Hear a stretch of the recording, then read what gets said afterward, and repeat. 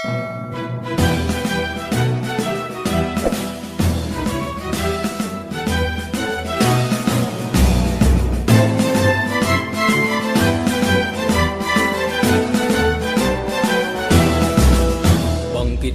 mujahid, bangkitlah, rapatkan barisan, rapatkan.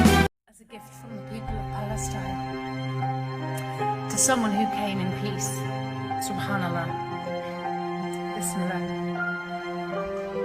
Sorry, it's just difficult with what's going on at the moment.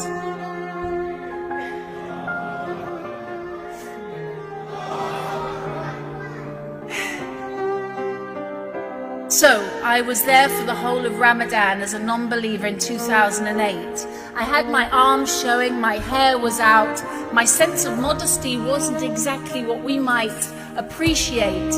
But did I hear haram, haram from the people in Gaza? Not once.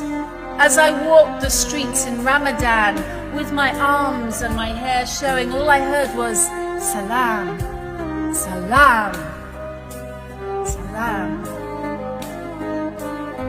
One night, I was visiting a very poor family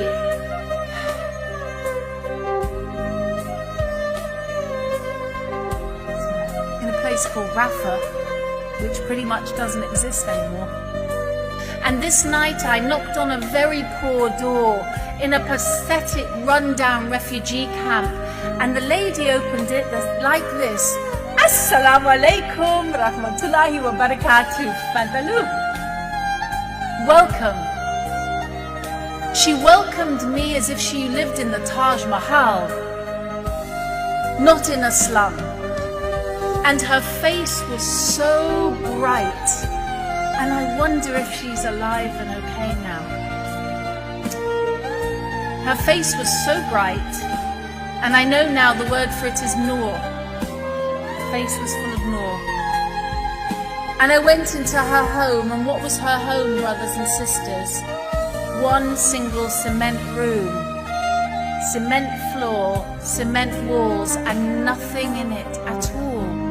Nothing but some old mattresses that she, her husband, his parents, and their children all slept on at night. And I felt angry at this Islam. I couldn't understand, why would people fast? Why would any deity make people go hungry who were already hungry? And I said to this mother of Rafah refugee camp, why do you fast in Ramadan? What is the point? You say your God makes you do without food for 30 days, but on day 31 you have no food. You say your God makes you thirsty for 30 days, but on day 31 you only have dirty water or no water. What's the point? Why do you fast? And this mother looked at me and she said, well, I fast in Ramadan to remember the poor.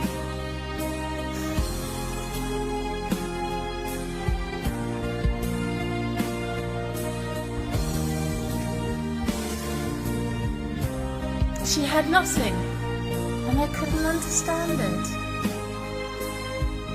How could she be fasting for other people?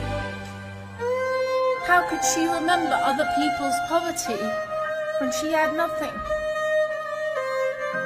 And at that moment, a thought came into my mind, if this is Islam, I want to be Muslim. If this love of God is in a religion, I want to be in that religion. If this love for your fellow human being, even at your moment of hardship, if this is a religion, I want to be in that religion. And if this love for the visitor and for the traveler is a religion, then let me be a Muslim, subhanAllah.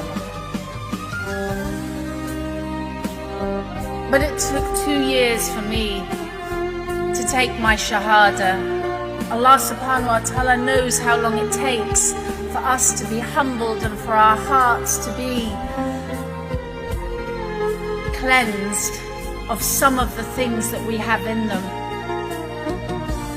And I just want to say now that the most said word in Gaza right now is Alhamdulillah. Do you know that? Wallahi. The people run into the streets and some of the mothers hand out sweets and say Alhamdulillah, not because they love death for their children. No, we are not a death cult. We are a religion of life. We are a religion that loves children. But we accept shaheed and we accept the qadr of Allah. And these people understand what is being asked of them. May Allah grant them all the highest of Jannah. They hand out sweets. I went into a back room to pray Maghrib and I started to cry. When I was in sujood, the tears left my eyes so hard I thought I was going to go blind. And I thought of Yaqub and how he grieved for his son Yusuf. And I thought, yes, you can go blind from grief. And this mother put her hand on my shoulder and said, Miss, why are you crying? I said, I'm crying for you. I'm crying because your children are going to keep getting killed and nobody's doing anything. And I'm crying because the world knows and they're not going to help you. And I'm crying because I'm here and I can't help you. And she looked at me strangely and she said, you're crying for us? I said, yes. She said, but we're so happy. She said, we have Allah. And Allah loves us. And He's told us that if we are steadfast and patient, it's Jannah. Yang Allah titipkan kepada kita untuk kita berdonasi, untuk kita memberikan bantuan, meringankan beban saudara-saudara kita yang di Palestina. Mungkin jumlahnya tidak banyak, tapi cukuplah itu untuk menunjukkan bahwa di posisi mana, pada pihak siapa kita berdiri, pada pihak siapa kita membela. Ma'asyiral muslimin, muslimat rahimakumullah, salurkan donasi kita melalui Edor Peduli yang insya Allah akan kami salurkan oleh lembaga kemanusiaan yang bisa terpercaya, yang bisa kami bertanggungjawabkan. Mudah-mudahan donasi yang kita berikan bisa meringankan beban saudara-saudara kita yang ada di bumi Palestina, dan mudah-mudahan Allah segera mengangkat cobaan yang mereka hadapi. Aku qouli hadza wa astaghfirullahaladzim li wa lakum wa lisairil muslimin. Wallahu muwaffiq ila aqwamit thoriq. Wassalamualaikum warahmatullahi wabarakatuh.